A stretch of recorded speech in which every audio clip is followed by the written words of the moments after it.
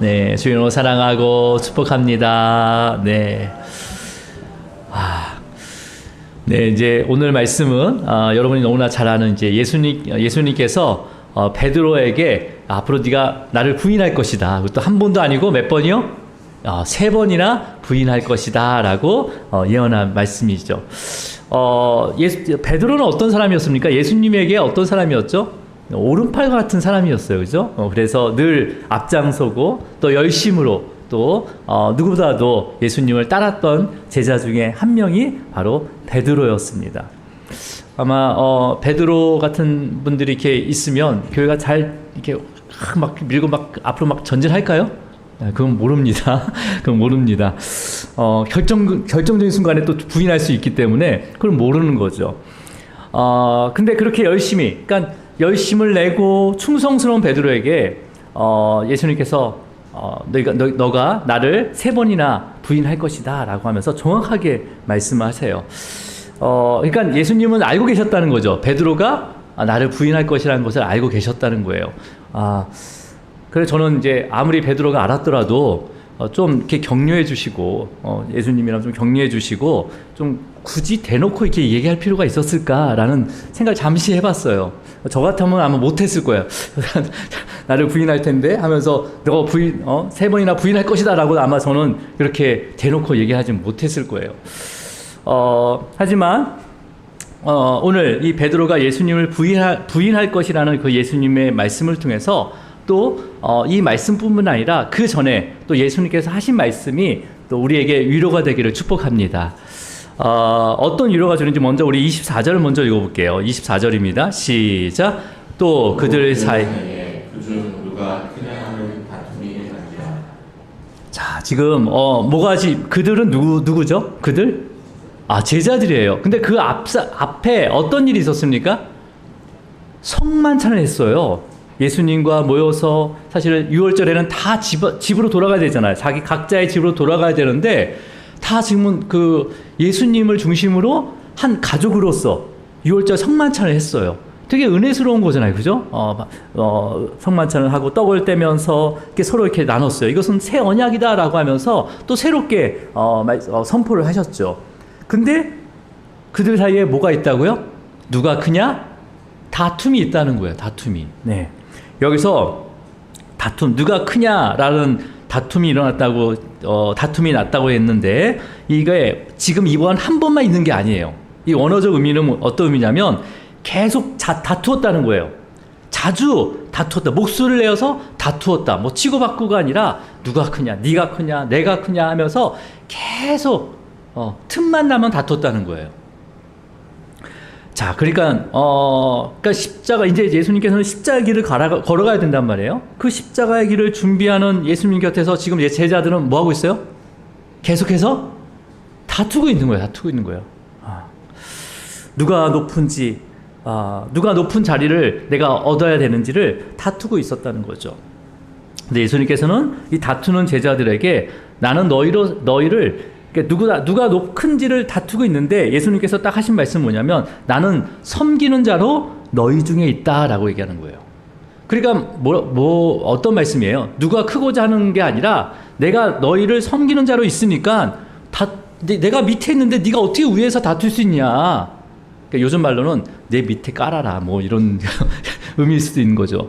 그러니까 섬기는 자리가 가야 된다. 섬기는 자리로 갔을 때 아버지가 나에게 맡긴 것처럼 아버지의 나라를 나에게 맡긴 것처럼 나도 너희에게 이 보좌에서 너희에게 이 이스라엘 12지파를 다스리게 할 것이다 라고 말씀하시는 거죠. 여러분, 우리는 섬기는 자리를 가시기 바랍니다. 물론 저 잘 섬기고 있습니다. 네, 인정합니다. 하지만 교회뿐만 아니라 또 내 삶의 자리에서도 섬기는 자리에 있기를 축복합니다. 그러면 때가 되면 하나님께서 어떻게 해요? 그 보좌 위에서 이스라엘 12지파를 다 다스릴 수 있도록 그 길을 열어주신다는 거예요. 자, 그리고 나서 갑자기 예수님께서는 베드로에게 어떤 말씀을 하냐면 우리 31절로 갈게요. 31절 시작. 시몬아 사탄이 너희를 하려고 부르고 하였으나. 자, 누구를 부르고 있습니까?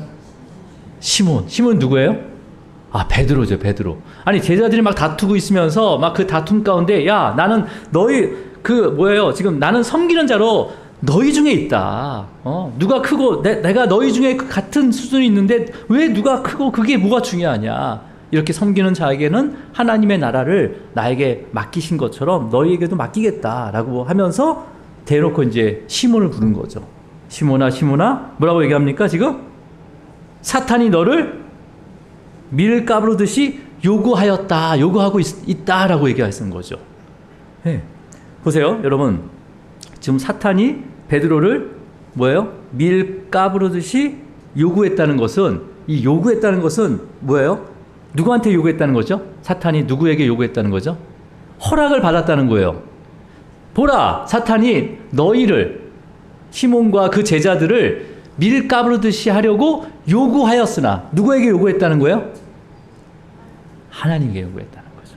하나님께. 이게 여러분, 이 요구라는, 이 밀 까부르듯이 요구하였다라고, 이 요구했다는 이 단어가 법적인 단어예요. 그러니까 누가 변호사든 판사든 내가 발언을 하려면, 뭔가를 이렇게 제시하려면 어떻게 하면 그냥 제시하는 것이 아니라 판사한테 허락을 받아야 되는 것처럼, 하나님한테 허락을 받아야지 이러한 사탄의 밀 까부르듯한, 이 밀 까부르듯한 한다는 것은 내적인, 이렇게 은유적인 표현인데, 내적인 막 동요를 바깥의 해석 아니라 내적인 동요를 막 이렇게 흔들어 놔가지고 전복되기까지 믿음을 시험한다라는 의미를 가지고 있어요. 좀 어려운, 의미가 좀 길죠? 그러니까 이게 외적인 그런 시험도 있지만은, 이게 지금 밀 까부르트는 것은 어떻게 합니까? 체에다, 어떻게 합니까? 계속 그 안에서 이렇게 하는 거잖아요. 그래서 자신이 까지는 것처럼 믿음의 시험을 얘기하는 거예요.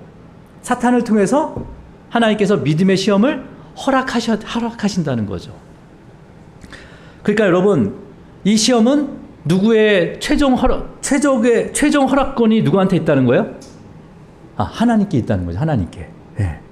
자, 그러면 사실 이 장면은 욥기 1장에 사탄이 욥을 시험하기 전에 하나님의 허락을 받는 상황과 같은 장면이에요. 자, 그러니까 하나님의 택하신 자녀, 하나님의 부름을 받아 택함을 받은 성도의 모든 시험은 하나님의 허락 없이는 시작할 수도 없다라는 거예요. 아멘이십니까? 그러니까 우리의 믿음의 시험은 다 누구의 아래 있다는 거예요? 하나님의 허락 안에 있대 시작되는 거예요. 자, 그러면 여러분, 자, 우리 32절로 갈게요. 32절입니다. 시작. 그러나 내가 너를 위하여 내 믿음이 떨어지지 않기를 기도하였으니 너는 돌이키는 내 형제를 굳게 해라. 자, 지금 예수님께서 베드로에게 지금 사탄이 너를 밀 까르듯이 시험을 요구한다라고 말씀하시면서 또 뭐라고 말씀하시고 계세요? 32절에 내가 너를 위하여, 너는 누구죠? 베드로 포함한 제자들 얘기예요. 그러니까 우리도 마찬가지죠. 우리도 포함되어 있는 거예요. 예수님께서 내가 너를 위하여 기도하고 계시대요. 뭐 하도록? 믿음이 떨어지지 않도록 기도하고 있다. 믿음이 떨어진다는 표현은, 이 떨어지다는 이란 원어적 의미가 소멸되다라는 의미예요. 소멸되다. 그 믿음이 소멸되지 않도록 기도하고 있다라는 거예요. 기도하고 있다고 계시는 거죠. 여러분, 이것이 우리의 위로가 아닙니까?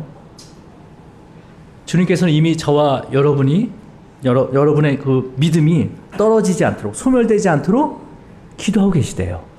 기도하셨대요, 아예. 여기 보면 과거잖아요. 기도하였노니, 이미 기도하셨다는 거예요. 그러니까 무슨 의미입니까? 베드로가 3번 부인할 거에 대한, 이거에 대해서 예수님은 아시고 이걸 위해서 그냥 이것을 위해서 뭐 하고 계시다는 거예요? 기도를 하셨다는 거예요. 기도를 하셨다는 거예요. 예.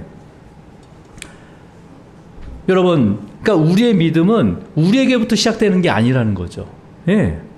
그러니까 언제든지 우리 믿음이 떨어질 수 있어요. 낙심될 수 있죠. 그죠? 예. 근데 이미 예수님께서는 믿음이 떨어지지 않도록 계속해서 기도하셨다는 거예요. 기도하셨다는 거예요. 여러분, 그래서 우리의 믿음은요, 예수님의 그 기도의 그 중보 위에 서 있는 거예요.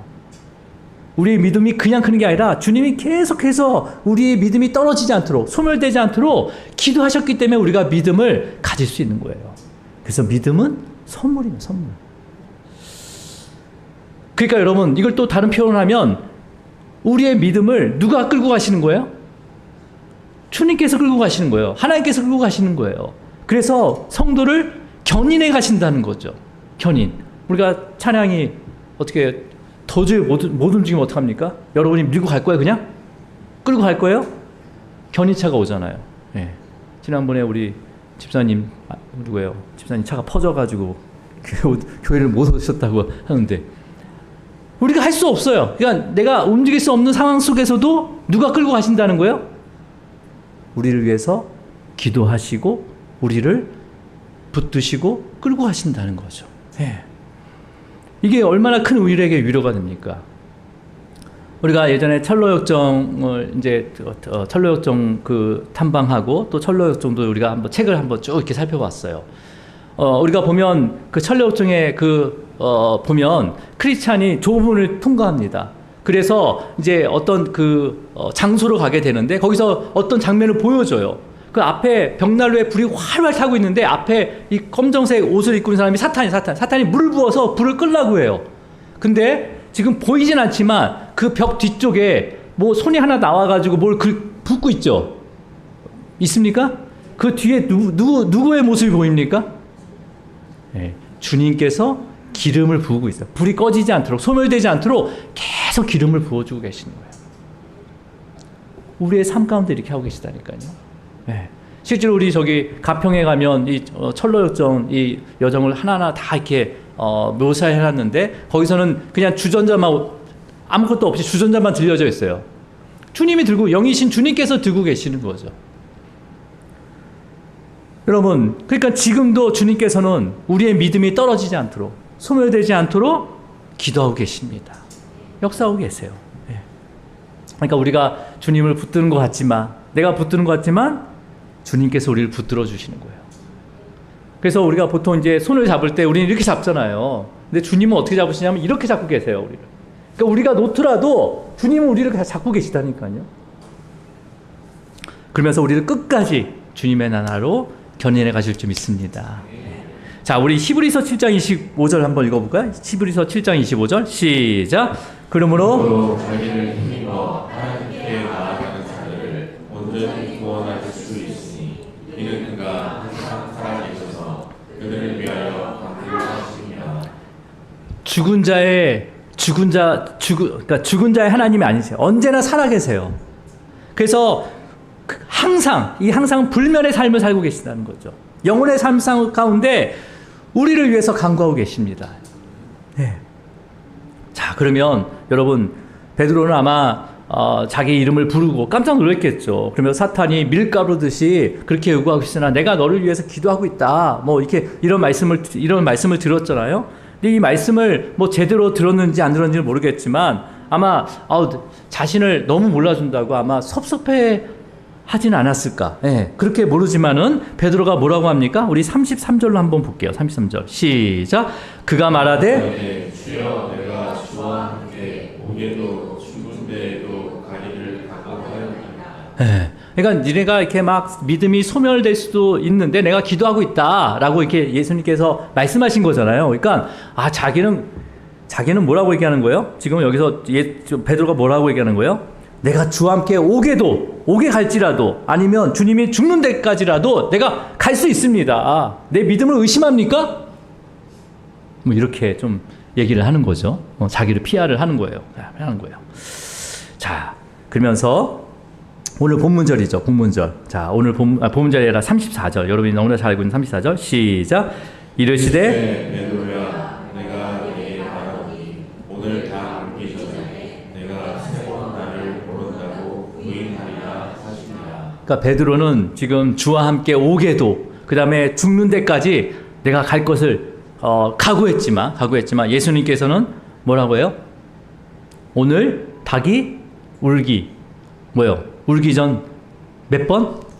3번이나 모른다고 부인할 것이다. 이 예수님 말씀대로 베드로는 그날 닭이 울기 전 3번이나 부인하게 됩니다. 하지만 주님께서 베드로의 그 믿음이 떨어지지 않도록 기도했기 때문에 베드로의 믿음은 완전히 소멸되지 않았습니다. 예.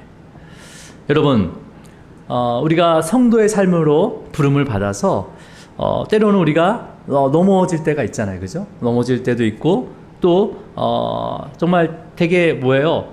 내가 교회를 또 멀리 떠날 수도 있는 거죠. 하지만 그 믿음은 소멸되지 않도록 주님께서 또 기도하시고 견해가시고 좀 믿습니다. 그러니까 예수님께서는 그 실패 속에서도 그 하나님의 택하신 자녀를 꼭 붙들어 주신다는 거죠.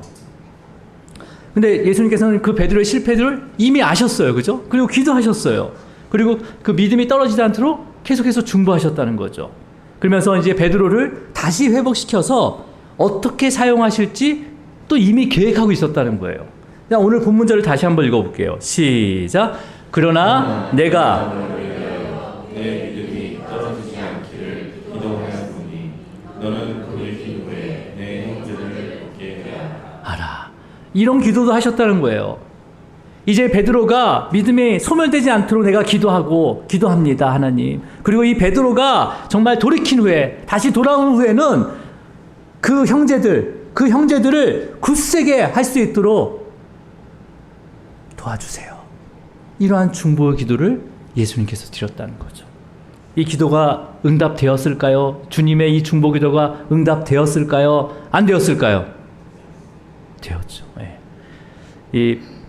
이 실패했던 베드로가 이 주님의 기도로 믿음이 떨어지지 않고 또 형제를 굳건하게 세우는 그런 사도가 됩니다. 우리 베드로전서 5장에 보면 이 기도가 있어요. 어떤 기도가 있습니까? 너희 믿음을 굳게 하라 라고 권면을 해요. 베드로전서 5장에. 예. 그러니까 어떻게 베드로는 자신을 붙들어 주신, 이 믿음을 붙들어 주신 그 은혜를 경험한 거죠, 분명히. 그래서 담대하게 너희 형제들에게, 그 믿음의 그 형제들에게 뭐라고 얘기한 거예요? 너희 믿음을 굳게 하라.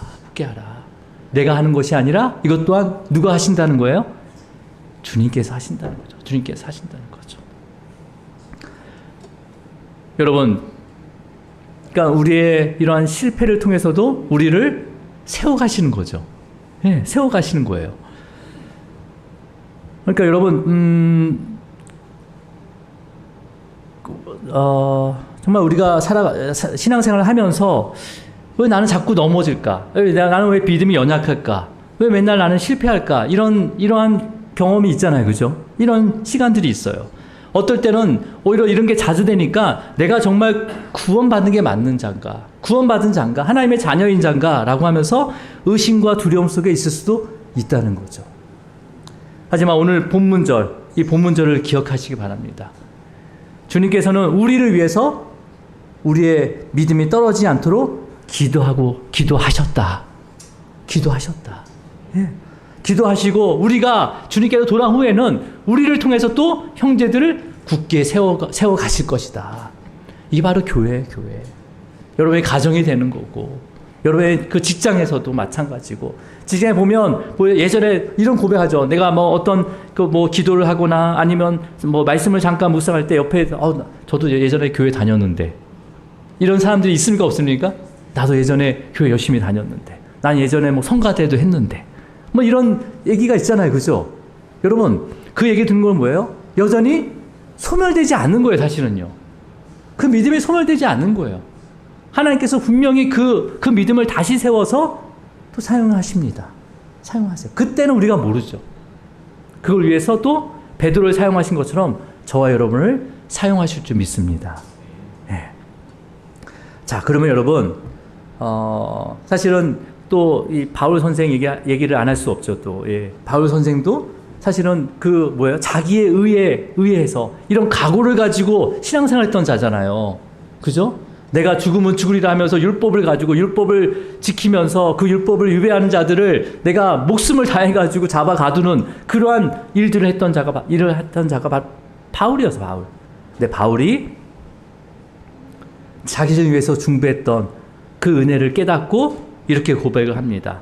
자, 믿음의 장인 로마서 8장 34절이에요. 34절.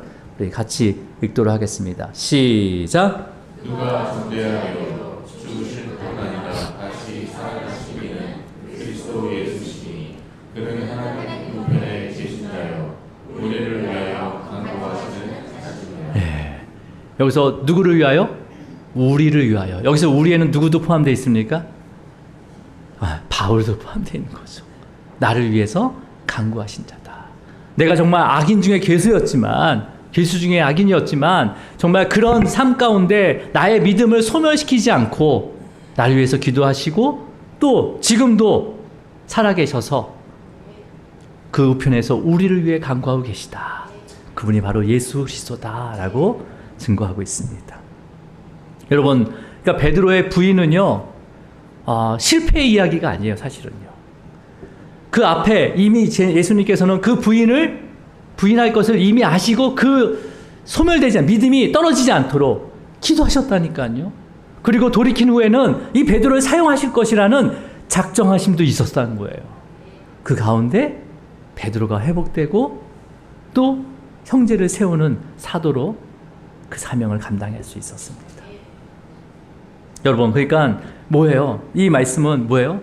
중보자 대신 그 중보자가 되셔서 어떻게 그 영혼을 회복시키시고 사용하실지, 역사하실지 이것을 보여주시는 사건이 바로 이 베드로 부인에 대한 말씀이고, 이 전에 이미 주님께서는 그 믿음이 떨어지지 않도록 기도하셨고, 그 다음에 돌이킨 후에는 그를 이제는 형제를 세우는데, 굳세게 하는데 사용하시겠다라는 작정과 섭리 가운데 있었다는 거예요.